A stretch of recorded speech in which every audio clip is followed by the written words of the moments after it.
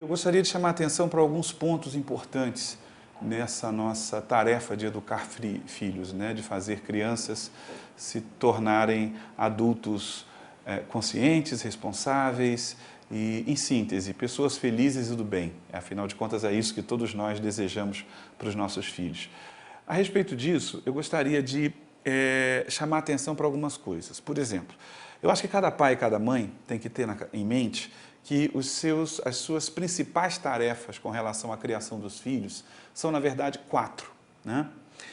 Enquanto pais, nós precisamos, em primeiro lugar, tornar os nossos filhos independentes emocionalmente.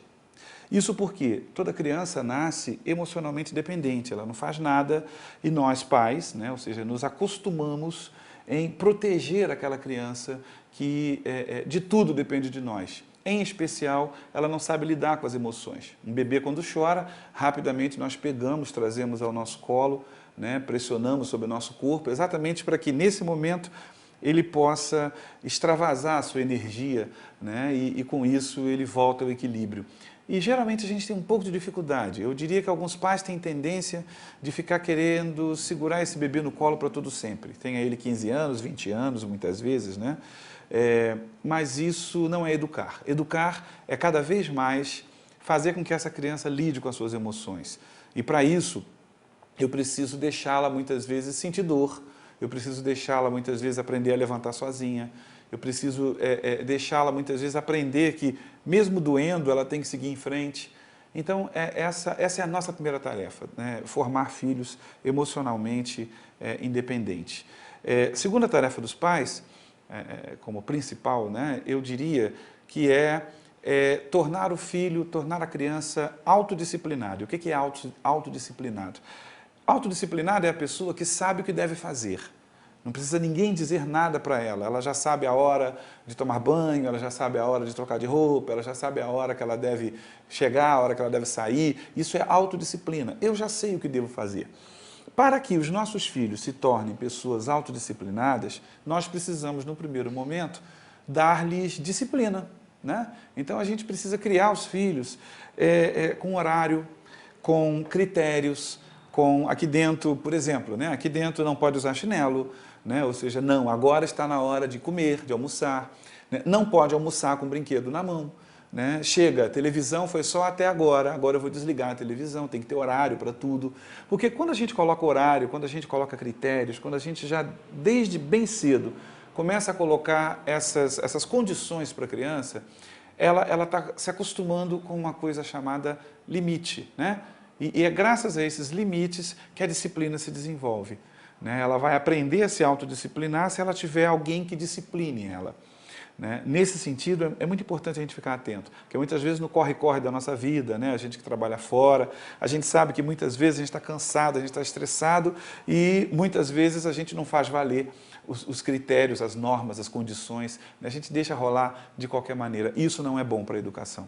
A gente tem que ficar atento a isso, porque nós temos que fazer os nossos filhos se tornarem pessoas autodisciplinadas. Terceiro papel essencial de todo pai e de toda mãe é desenvolver algumas habilidades nessas crianças. Né? Então, desde pequenininho, desde bebê, a gente já tem que ir prestando atenção o que aquele bebê, o que aquela criança já pode fazer sozinha. Mesmo que não faça com perfeição, mesmo que não faça direito, a gente já tem que prestar atenção nisso. Por exemplo, uma criança de 1 ano e meio, a gente já pode ensaiar ela começar a comer sozinha, por exemplo. Né? Ah, mas ela vai se sujar toda, ela vai se lambuzar? Eu sei que vai. Né? Ou seja, depois vai dar muito trabalho para limpar e dar banho nela? Eu sei que vai. Mas vai ser fundamental para ela se exercitar, fazer sozinha. Vestir uma camisa, né? Ou seja, fazer escolhas, arrumar alguma coisa. Quando você estiver percebendo que a criança já tem condição, ela já deve começar a assumir, porque isso faz ela desenvolver habilidades. E o quarto e último papel dos pais é a questão do desenvolvimento do senso moral. Uma criança não nasce sabendo o que é certo e o que é errado.